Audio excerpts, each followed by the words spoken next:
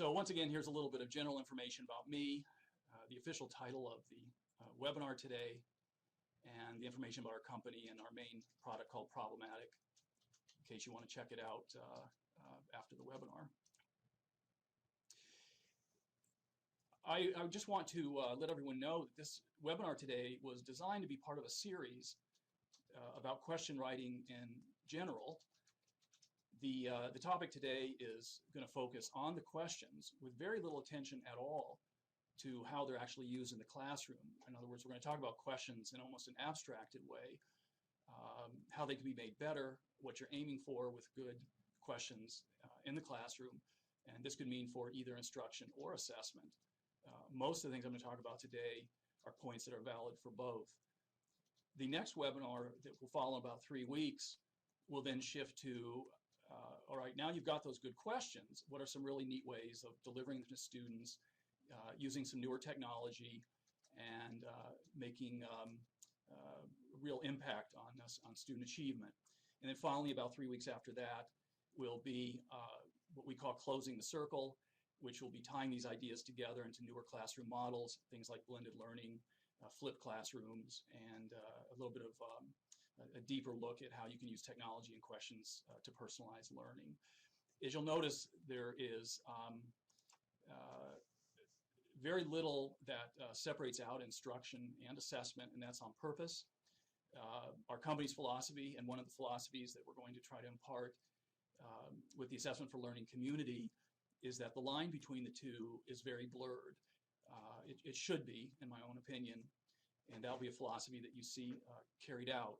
So you won't hear a lot today about formative assessment, although it's what we're going to talk about today is definitely relevant to it, but we're going to focus on learning principally, and assessment will come up to the extent that it improves student learning and teaching techniques. For today's webinar, here's a quick overview.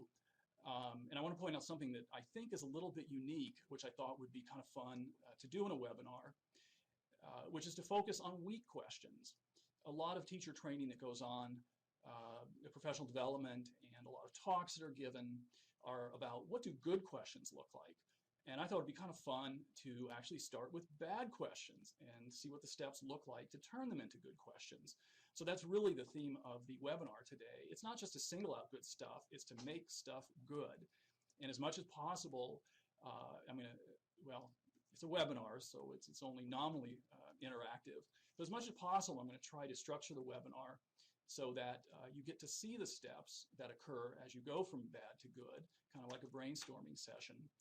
And I hope you leave with really good information to share then with teachers so that you can adopt some of the techniques that I show in your school or district or whatever your professional work entails.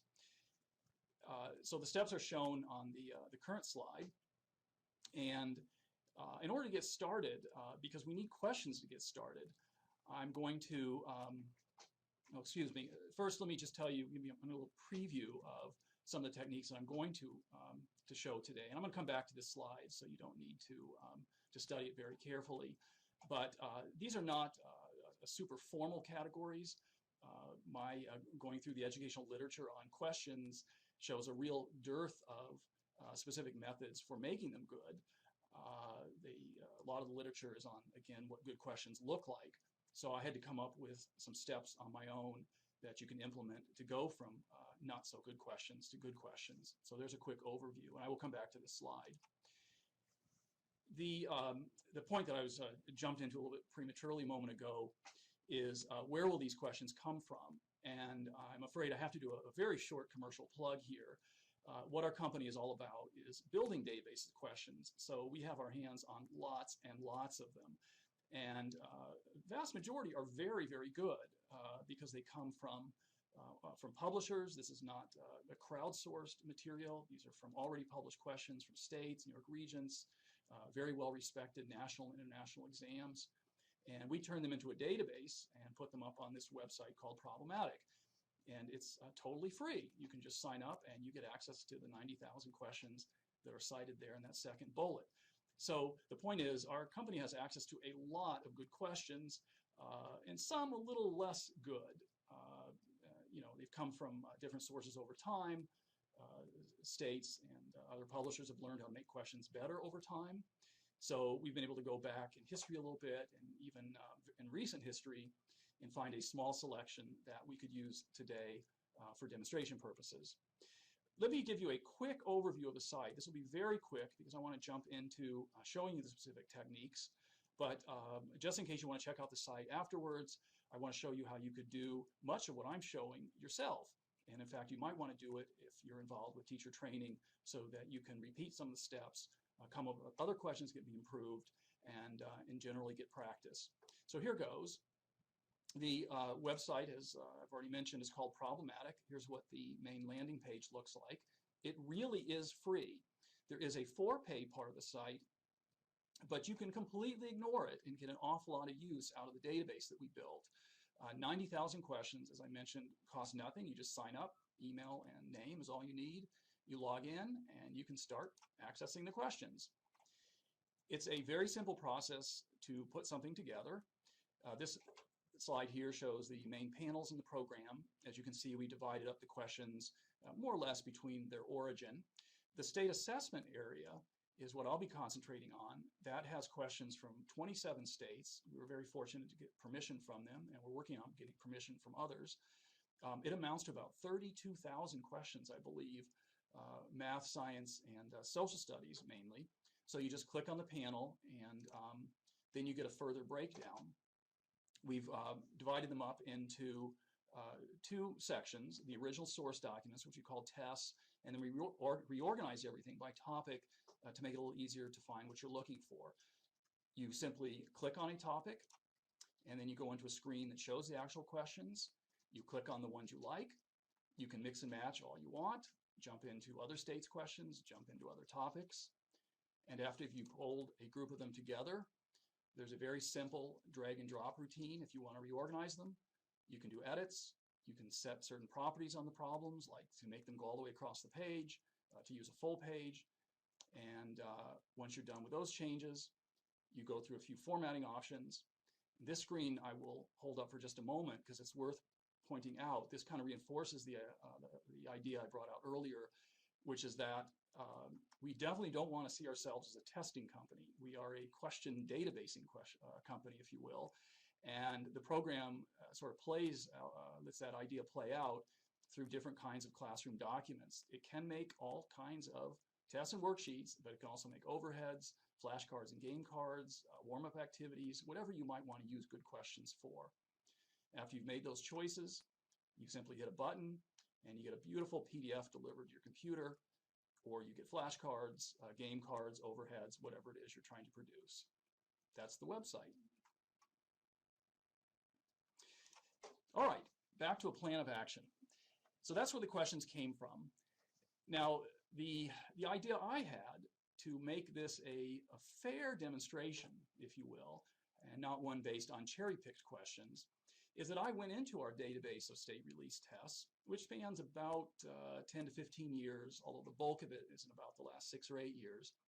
It's got about 20,000 math questions in those 27 states, and I picked 1% of them, completely at random, so I wouldn't cherry pick. And then I did a little bit of cutting down, which was not quite random. Out of those 200 questions, I looked for the 40, which of course is 20%, that were most in need of improvement. I pulled them together, and I went through one step, which is automatic, because I didn't think there was any point in wasting your time today showing it to you, which is to make them free response. A lot of the release questions, of course, are multiple choice, but not all of them. Our database in Problematic has a lot of free response questions and tasks, multi-step questions as well. But a lot of the ones I picked, because it was random, were in fact multiple choice. So I used an option in the program to turn them into free response. So steps 1, 2, and 3 are done. What we're going to do is focus on step 4. Now take those 40 questions and make them better. Now a very important slide at this point, and the animation's not working. Let me see if I can click. Oh, it is. Good. Is that we posted 3 documents which you really ought to look at. As soon as this session is over, please go to the Assessment for Learning area and go to the Resources Library, and you can get these 3 documents. They're vital to what I'm talking about today. There was no way to include all this information in a slideshow or hear me talk about it. So we made 3 documents. The first one is what the questions look like, completely unchanged, that is in the original form. Then a document which shows the conversion to free response, which means we just hid the choices. And right away, they're starting to look a little more high level. And then finally, the official after document, which is the one that includes all the changes I'm going to talk about in the remaining time of this webinar. You could skip, if you want, either 1 or 2, but definitely download 3 so you can see the after effect, and then you might, as a professional development activity, compare it to either the originals or the one with the multiple choice hidden. Okay, so now we're ready to move on. So get these documents when it's over, and you won't have to take as many notes as I continue talking, because these documents illustrate from the beginning to the finished product. Now here's that slide I told you would come up again. Now that you've seen a little bit more context, we can begin to focus into some of these techniques. And as a reminder, I looked for some kind of official word on the steps you might follow to improve questions. I couldn't find anybody in an official capacity who wrote them down, so you can take mine as canonical if you wish. If I deliver a webinar like this again, I might be able to improve them somewhat based on practice. But here we go. These are the 5 main techniques we're going to use. In fact, one thing I learned already is that the second one is a little bit too broad. So in the slides that follow, you're going to see that I broke up adding steps and extending ideas almost as 2 separate ways of improving questions. All right, well, here's the first one, providing context. These are 4 questions. Oh, let me interrupt and make one very important point before I go further. All the questions you're about to see, with only a couple of exceptions, which I will single out, are the original questions. So all the slides that follow from this moment on are the questions in their unchanged state.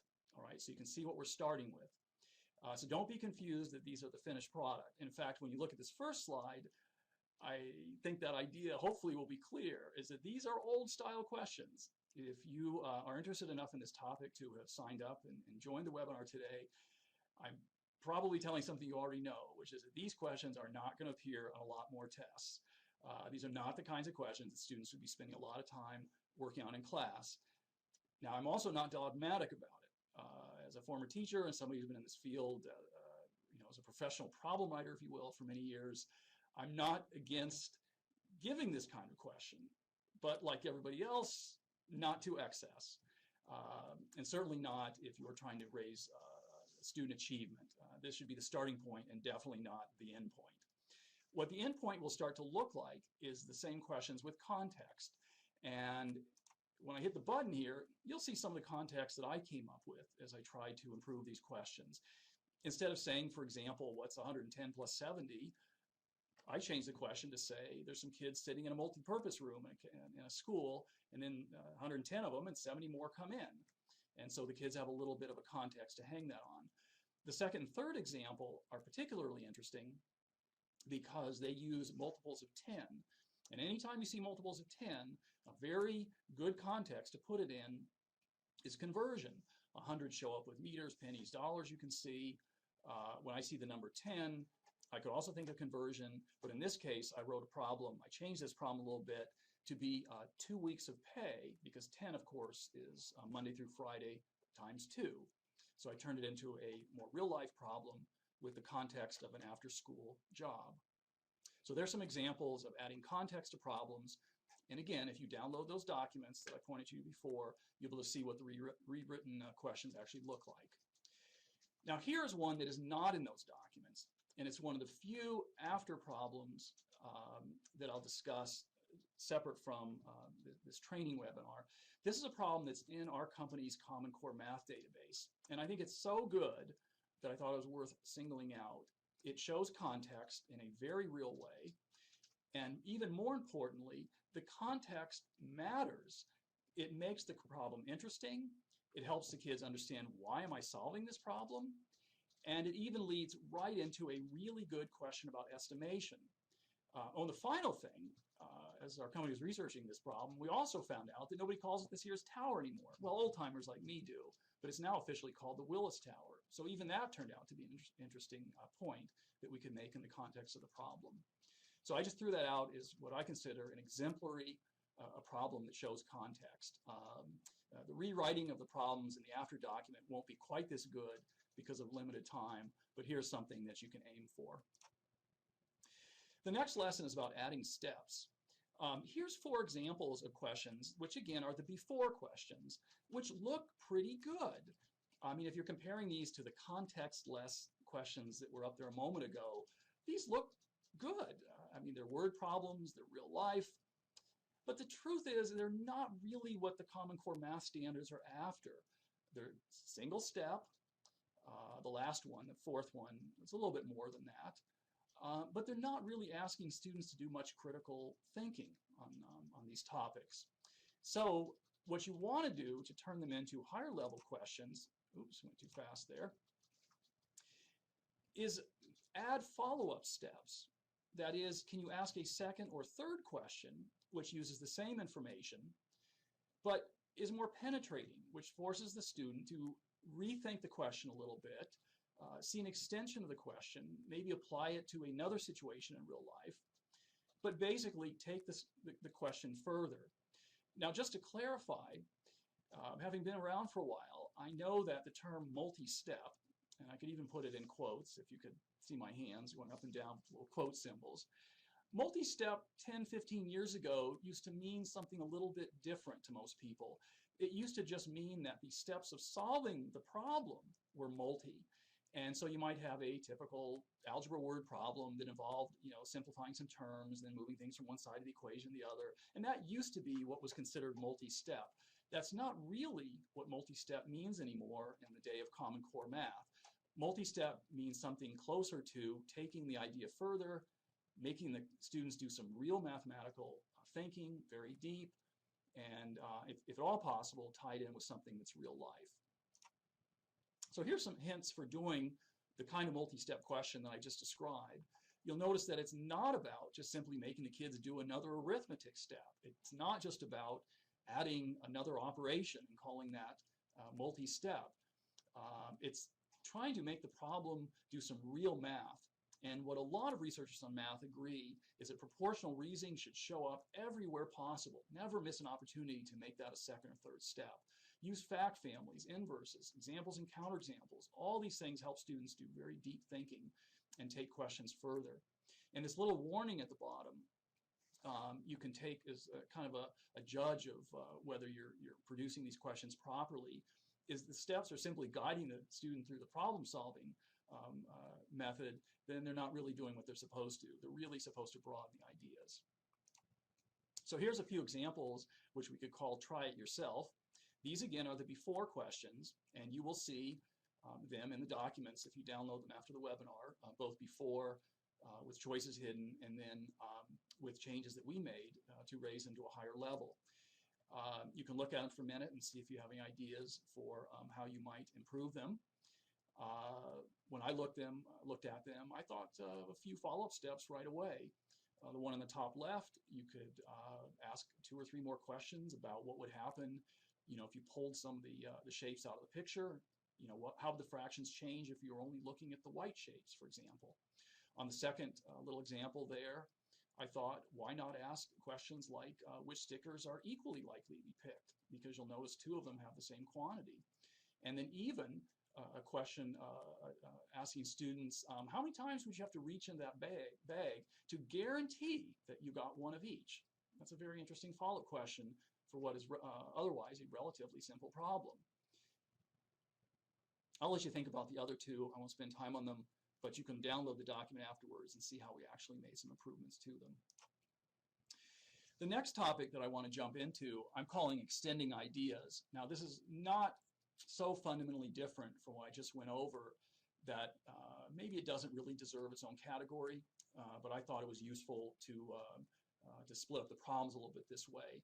Extending ideas is a little bit like turning a problem into multi-step, but it's asking a bit more. It's asking students to now reach beyond that problem and think about things like connections, other math topics, what you've learned before, and if the teacher is very clever, even working in some future topics with that student perhaps not even realizing it, so that they get sort of a foreshadowing. I wrote a few examples here in green and red of some things that popped in my mind when I actually worked on the first problem a little bit more to try to make it a little bit higher level or multi-step. It turned out the triangular numbers weren't a perfect fit, but you'll get to see what I did, which made the questions a little bit deeper. Here's two more examples which are really worth thinking about because they're extremely low level the way they're written right now. There's a veneer, if you will. There's an appearance that these are high-level problems because they involve data, they're real life.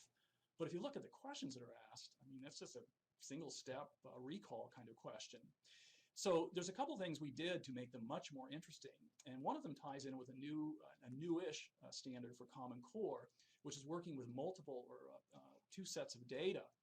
So we decided to rewrite the questions to use two data sets, and that made them much higher level and more interesting because you have to compare 2 weeks, or in the case of the football team, well, that one I don't want to give away. You'll be surprised when you look at it in the after document, because it's actually turned into a very interesting problem, in my opinion, which involves not just this football team's scores, but the scores of its opponents. Here again, you might think of this slide as being a try-it-yourself type of slide.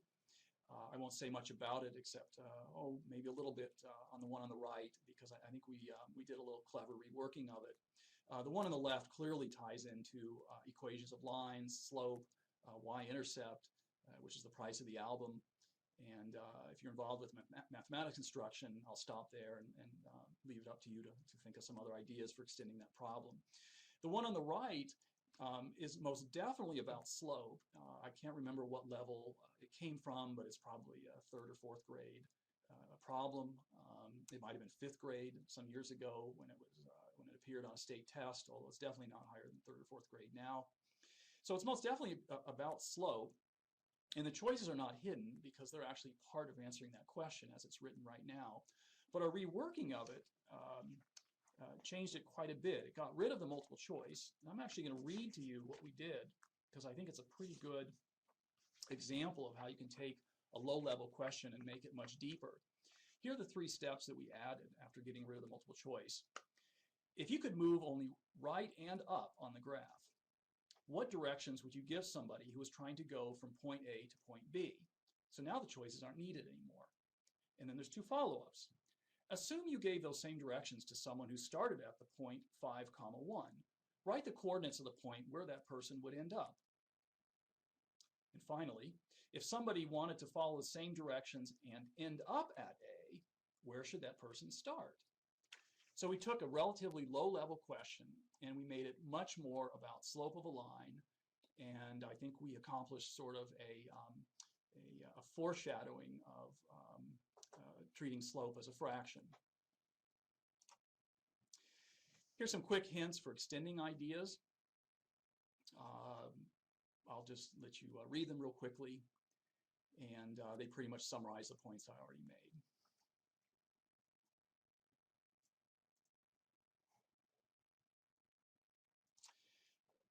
Here are a couple more try-it-yourself slides. In the interest of time, I'm going to skip past these. But again, you can get the before versions and the after versions if you download those documents, and you can compare what you came up with, what we came up with. I think this one on the left, there's a particularly clever way of introducing a geometry topic, and I'll leave it to you to discover that when you read the after document. And then just a moment on this topic. We're still in the area of extending ideas.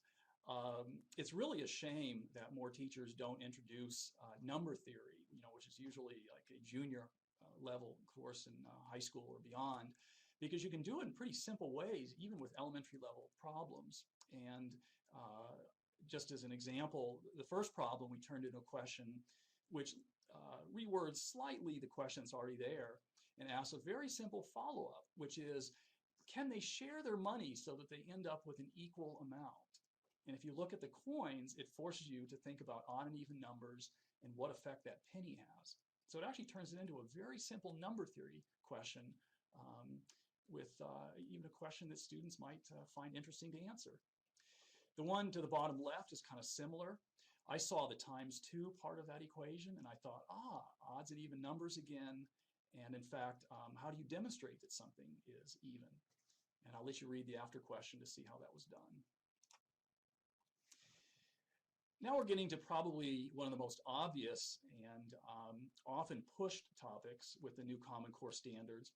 Because of what Park and Smarter Balanced are doing in terms of assessment, there's a lot of emphasis now on hands-on tasks with those two organizations, in particular computer-based assessment and making the questions live so the students interact with them. You could probably do that with the question in the middle, maybe the question down below, but the one on the top, which very clearly can be turned into a hands-on activity where the student just draws a sketch, is probably asking a little bit too much for an interactive test. But if somebody comes up with a good way of doing it through JavaScript or Java, maybe in fact it's possible. Definitely it's possible on paper. The number line question in the middle is a very good way of looking at what's happening in that problem instead of simply asking the low-level question about yards gained. It's a really neat question to show on a number line, because if you do it with arrows forward and backwards, you should end up on the number that was actually gained overall. And in fact, that's what we did with the redo of the question. Here's 3 try-it-yourself questions. The one on the right caused me to do a little scratching my head. I fancy myself as somebody who's pretty good at rewriting problems, but this one popped up randomly, and I already narrowed it down to the body of 40, and then I found myself kind of stuck, partly because it wasn't a very good graph, so it was hard to ask a lot of good follow-up questions. So then an idea kind of popped in my head, all right, let's just make it a hands-on task to improve the graph. So I kind of got out of that little jam that I was in. The one on the left caught my attention because something interesting kind of happens. The question is asking for a very low level response, which obviously just where's the point located. But I saw pretty quickly that there's something that those 4 points have in common. They're actually on a circle because of the particular coordinates that were chosen. And so the hands-on task that we ended up asking in the finished document is draw a circle and see what happens, and then explain why they all are on the circle. So that turned out to be a pretty neat hands-on task, which just kind of fell in almost from above. Well, that's a great way to segue into this next way of improving questions, which is to ask for an explanation. And here are 2 examples in their original form, which do ask for explanations. And the reason that I picked them in that group of 40 is because they're not actually asking for it in a particularly high-level way. They're the kind of ask for an explanation that gives the appearance of making it open-ended or high-level, but it's really not asking for deep thinking about the problem. It's really just asking the student to tell the steps they went through. And sometimes when you do that, you don't get much back. So I'm going to have some suggestions in just a moment of how to make that kind of question a little bit more piercing. Here's one that is not in the group of 40. This was sitting, I don't know, maybe it was pinned to a wall when I first came across it. I'm not going to tell you what state this came from, but this is an actual release question from a state, because I don't want to have anybody mad at me from that state. But this is asking for an explanation for all 3 steps. And that seems kind of excessive, because really the reasoning and having justify your answer, that's a really important thing to ask students to do. But come on, 3 times in the same problem? Anyway, I've had that in my collection for a while. Please don't go that far. I think that's really a little too much.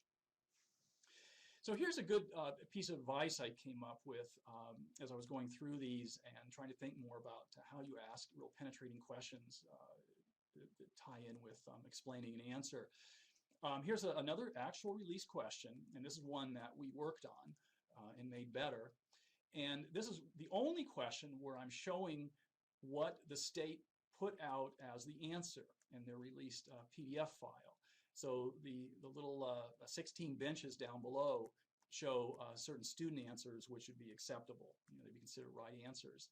I looked at that middle answer and I said, that not only is it kind of just saying the math that the student went through, but it's very misleading for what's going on in this table.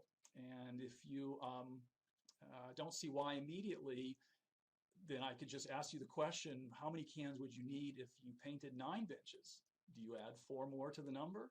Well, no, of course not. So you have to be careful what you ask, because sometimes, well, you get what you ask for. So I put in this little bit of advice is do a little less asking to explain your answer and a little bit more. Well, maybe I was too harsh with the red cross. It's not so absolute, but do a little bit more querying that forces the students to explain the problem and what's going on in the problem. And I think you'll get a lot better explanations and a deeper understanding that way. So here again is a little summary slide of some hints that in the process of improving all these questions that I thought could be made into bullet points. You'll notice for the second time is that phrase general. Definitely the people that are working on Common Core understand that that's something we need to do more of in the classroom, is get kids to understand they're not just after a single answer. They're after abstraction and generality, as well as justification for how you got there. So that's a really good thing to push for in the explanations that you ask for is this a particular solution, or is there greater meaning to what's going on in this problem? Here's the last couple of topics, and these will go pretty quick. I've already shown you a couple of ways that we thought of here to improve the questions just through kind of a brainstorming session. Again, they're decent questions in their original form, as you see. At least they're applications nominally to start, but they kind of leave something out. Something that makes them really relevant to students and makes students really understand the math and absorb it in their own real life activities. So for example, in the very first question there, you could extend this problem quite easily by talking about savings. Okay, so you spent the money, you have a certain amount left, that's your savings. If you're trying to buy something, how long would it take? What if you saved a different amount of your allowance? Those are some ways to make it into a true real-life application instead of one that only appears to be an application. The last one, of course, is a classic problem pulled out from the past where the numbers just don't make any sense. I have to admit, you will see some of that if you go into our problematic website. We're treating the website as kind of an archive. So for historical purposes, we're not cutting anything out. So you will see some questions that maybe talk about a VCR or an old television monitor that weighs 30 pounds, television screen, I should say. They weren't called monitors back then. And here's a problem kind of like that, which is definitely showing its age, but that's okay. It's a good germ of a problem because once again, it's an application. It introduces overtime. So it's a really good problem if you just update it a little bit and maybe extend the idea a little bit and make it more real life, tied in with what might matter to students. Like what we ended up doing was talking about overtime law. If you hit 40 hours, then you get time and a half. So I think we raised it to a little higher level and made it a little bit more real life by doing that. Here's a try it yourself slide, which introduces one more thing. This is kind of an aside because it's very specific to this problem, though it may guide you in some other problems that you work on and try to improve, is what's very typical about this problem, and again, you'll see its age showing through. That's okay because we redid the graph anyway to update it. Gas, you're lucky if you can find it for anything around $1.80 a gallon. So obviously it needs that type of improvement, and we went ahead and did that. You'll see that in the after document. But we also extended the problem in a way that makes it a little bit more real life, which is that these problems illustrating statistics, tables, graphs, scatter plots. They leave something really important to be discussed, which is, does the trend continue in either direction? Sure, it's a trend January through May, but does that mean gas is going to keep going up through December, through next year? Come on, that's just not realistic. So that's a great way to get more value out of a question, is simply by bringing that idea up with your class. I mean, it's a really good type of thing to ask about, because it lends itself to discussion, both in the future and in the past. And you'll see a couple of the questions that we rewrote play on that idea of exactly how long would you expect these trends to continue, or how far would you expect them to have started in the past. Well, this is kind of a fallback category, and anybody who's participating in this webinar who's a teacher or was a teacher probably knows this. I was a teacher, I know it well. There are some nights you go home and you're exhausted. You got to get a lesson ready for the next day, and it's just hard to be creative sometimes. It's hard to achieve perfection with question writing, and it is, you know, some people like myself just kind of enjoy it, and a lot of other people find it kind of tedious, and I understand all those things. So when all else fails, this is kind of the final catch-all category. We couldn't think of applications for this stuff. You can see the inequalities and expressions are, you know, a bit complicated. I mean, certainly the middle one we could think of applications for, but we thought it'd be a little more fun to use these as turn it back on the student questions, which again is kind of the fallback. When you can't think of an idea, you can just ask the students, well, here goes. Reverse the question, ask the student to do the work. I mean, here's an expression, here's an idea, here's a scenario. You come up with a problem that works. And it's a really good way to teach modeling. It's a good way to force the students to kind of walk in your shoes and see things from the other side. And it is this catch-all to do if you just can't think of another way of improving a problem. So we've gone through the steps that our company came up with for improving those 40 problems. And again, please do take a look at them, because I think seeing them side by side is really instructive. Just to kind of wrap up this, this presentation, I can say a few things that are so completely obvious that I left them off the slide, which is that the kinds of improvements I've just been talking about to problems or questions, if you don't want to call them problems. In fact, as an aside, our little catchphrase for our website is problematic for the problems you want to have. And we're always faced with the dilemma of, do we call them problems or questions, because we don't want to turn anyone off by using the wrong word. But back to my point that I was going to make on this slide is that everybody who's participating in this webinar surely knows that higher level questions make a difference. As much as possible, we want to be giving those questions in a classroom environment. We want to be definitely using them on assessments where we're trying to check mastery, and that Common Core itself is wrapped around this idea that the questions should be better. You should be able to spend more time on fewer questions if they are better, and help students get a deeper understanding of the topics. The questions should shift more toward mathematical reasoning and away from operations and arithmetic. And then also questions should show advancement. So as you're thinking about improving questions, you want to focus on what's really important for that particular grade. Spiral learning is definitely a valuable thing in the classroom, but you want to make sure that you're not doing too much review and too much practice with skills students are already supposed to have mastered, so that you can move on to the more advanced topics. And I hope some of the ideas that I gave about extending ideas, foreshadowing what's to come, help reinforce that idea that students are supposed to move forward. That's important for the career, and it's important for college. And in fact, my philosophy is that the questions themselves are even more enjoyable. I mean, it's more fun to learn when you're working with better questions. We've posted a few documents that generally touch on this idea, in addition to the ones that I've already mentioned about the before and after questions. You might want to take a look at them. As I said earlier in my presentation, we're going to try to make the Assessment for Learning community very active. So we'll continue to put up examples of the kinds of things I've talked about and useful resources that we find in other places.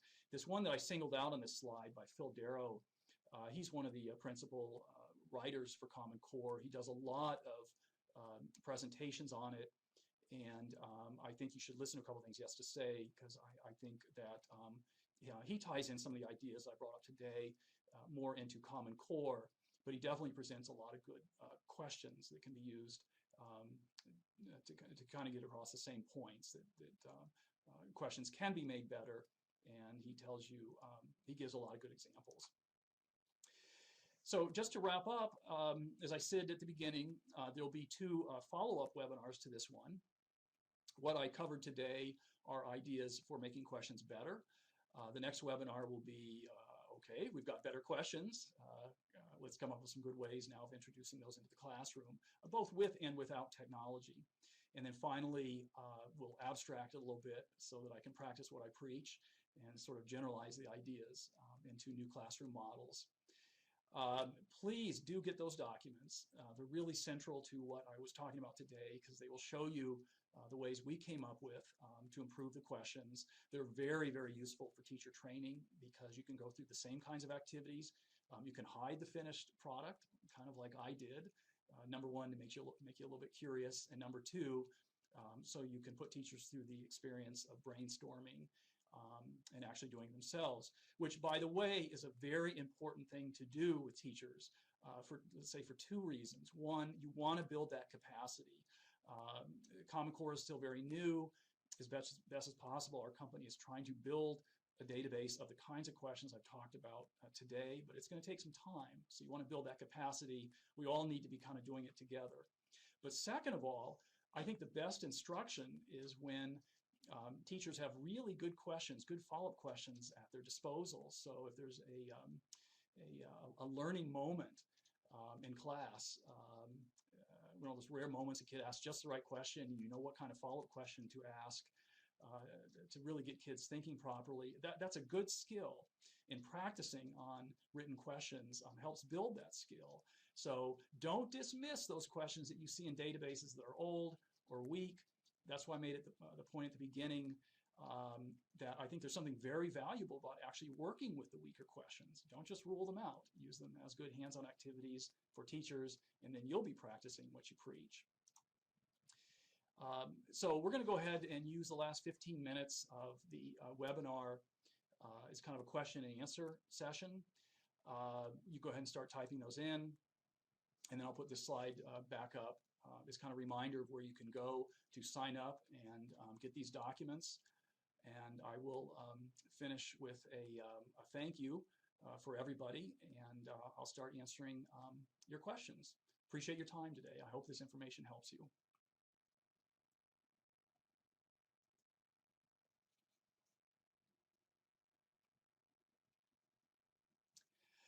Well, the first 3 questions that came up were about problematic. I really, it makes me a little bit nervous or embarrassed, because I really don't think these kinds of webinars should be particularly commercial. I had no choice at the beginning to show it to you, because I want everyone to know where the questions come from and where you can go to do the same thing yourself. But since the questions were asked, I better answer them. Problematic has in it 90,000 questions. So right from the get-go, the answer's pretty much yes. With that number of questions, they span from the sources that we've gotten, officially grades 3 to 12, but with changing standards, some of them are probably useful in 2nd grade, maybe a very few even in 1st grade, but most definitely grades 3 to 12. And then I might add a tiny plug at this point. There is a for-pay part of the website that includes our company's own Common Core database, which right now is about 22,000 questions for grades 3 to 12. And it's about 2/3, 75% multiple choice, about 1/4 are free response and tasks of the sort I tried to demonstrate today. And most of those multiple choice questions can also be turned into free response and extended and improved in the way that I showed today as well. So the Common Core database is most definitely useful for elementary and middle school. It is for pay, but even the free part will have an awful lot of good questions. So please enjoy the website, whether or not you pay. it should be a very good resource for you.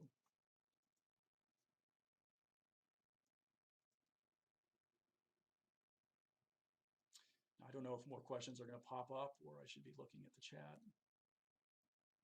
Oh, somebody asked a question about English language learning. Right now, everything is in English.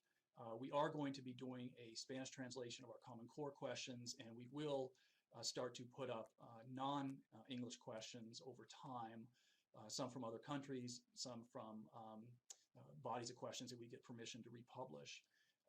But I would say right now it's probably no better or worse for English language learning than any other body of questions that you might come across.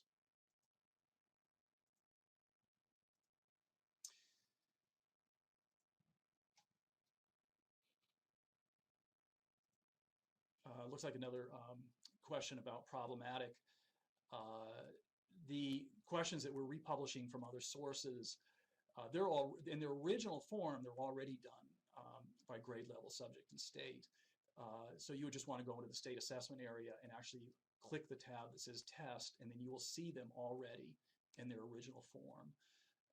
If you go into the topics area, we had to mix them together by grades because there is no common set that would encompass them all. And we couldn't use Common Core standards there for an important reason that a lot of the questions wouldn't fit at all, and then we'd have no place to put them. So we came up with a topic organization, and it does span multiple grades. But if you go to the test organization, you will see them sorted by subject, state, and grade.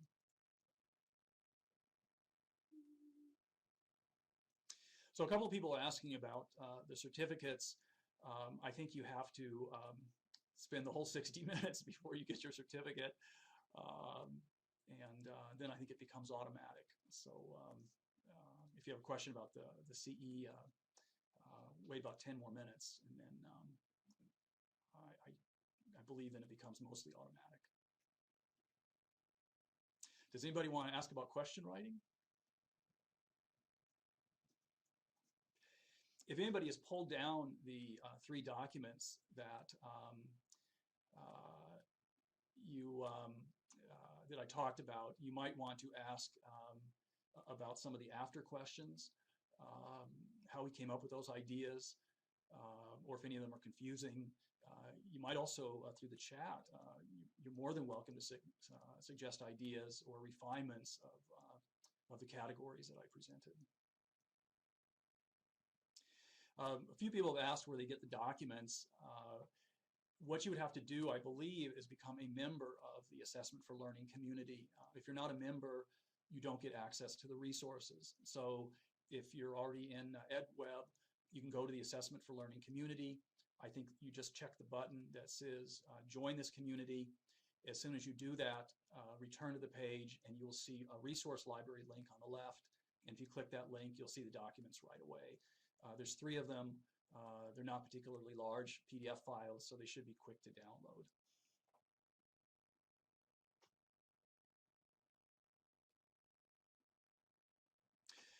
Oh, somebody asked a very good question that kind of ties in with flipping the classroom. I like that question a lot because I was actually going to discuss that kind of idea in the 3rd webinar, which is there a good place to go for students to learn how to write and submit questions on their own. I'm not aware of one offhand, although there are a number of excellent websites that try to get students involved in problem solving. And I would guess that some of those websites have parts where the students can submit good questions that they write.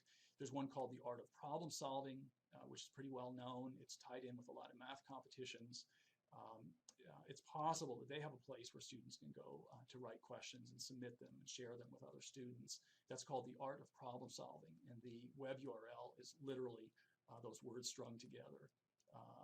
Or, well, take that back. It could be Art of PS, but you'll find it if you do a search.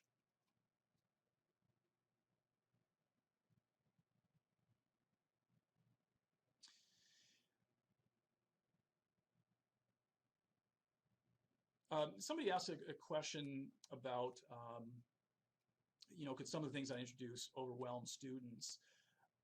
Certainly there's that possibility. The before and after questions that we wrote most definitely stretch the envelope a bit, depending on the grade level and where you want to use the question, what time of year. I suppose even if it's before or after lunch, which can make a difference.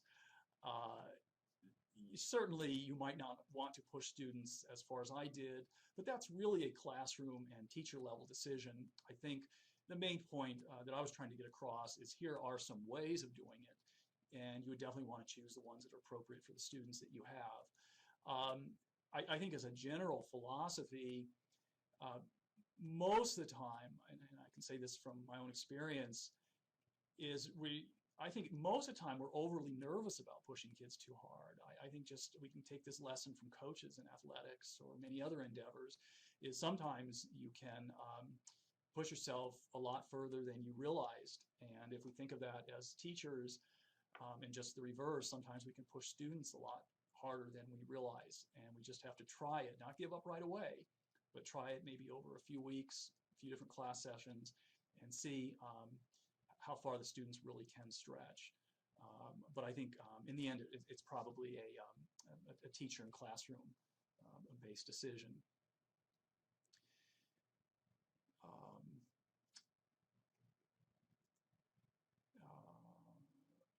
Okay, so I think I just addressed the question that's up on the screen now. I hope it doesn't sound like an escape hatch where I say it's a classroom or teacher level decision, but I don't see a way to give a general answer to something like that. It certainly depends on where your students are, your own personal teaching style, and again, I would just push the philosophy that you won't know the limit. You won't know how hard you can push your students unless they stretch a little bit. So you probably have to do a little bit of experimentation there. But I wouldn't necessarily side on the conservative end of not giving it a chance. I see it. When somebody wrote a question, and I'll try to answer these a little bit out of order. I see somebody asked a question about do we use a Webb's of depth of knowledge. Webb's depth of knowledge scale very much informed the slideshow that you just watched. There's a few things that I didn't want the slideshow to get into, and I actually meant to mention that at the beginning. This slideshow was not about reliability or validity of questions. It was not about how to get good results from a test. It was not about tracking student progress. And it was not really even about alignment to standards, because that wasn't the point so much today. Those things are all very important. It just wasn't what this webinar was supposed to be about. So the short answer is yes. I'm very familiar with depth of knowledge and cognitive complexity theory, and I hope a lot of the ideas, if you're familiar with it, you could see the connection to right away. There was another question that came right after that.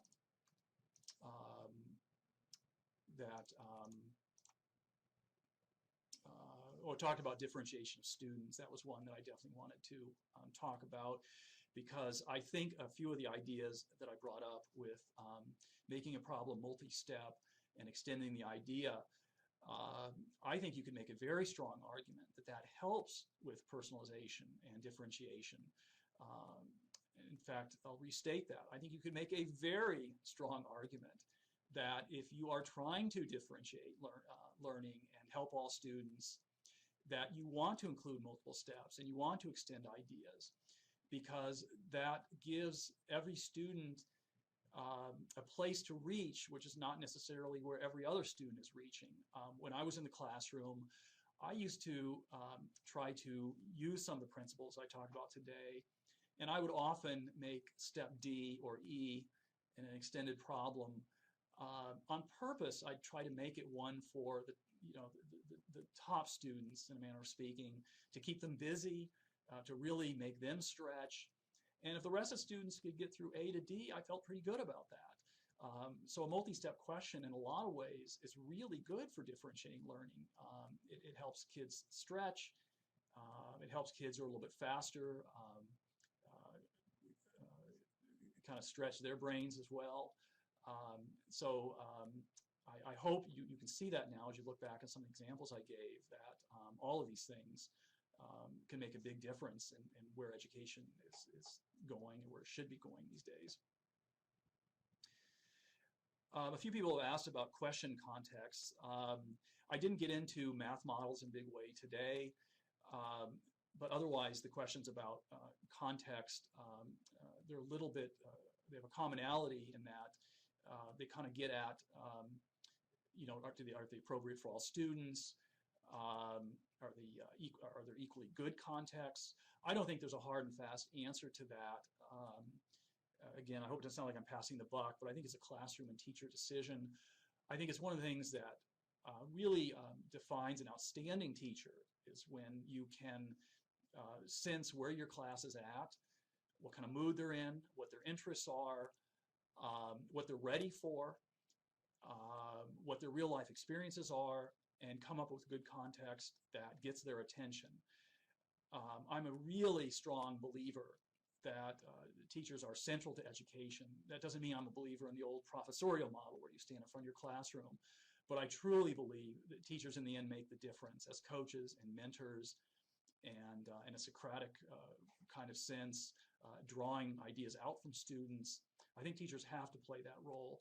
And so the best thing that I think we can all do who serve teachers is provide good training, provide good resources, and sort of make that model possible where the teachers can really do great things in their classroom. So I hope that doesn't sound like passing the buck. It's really meant to be an idea of putting teachers in charge.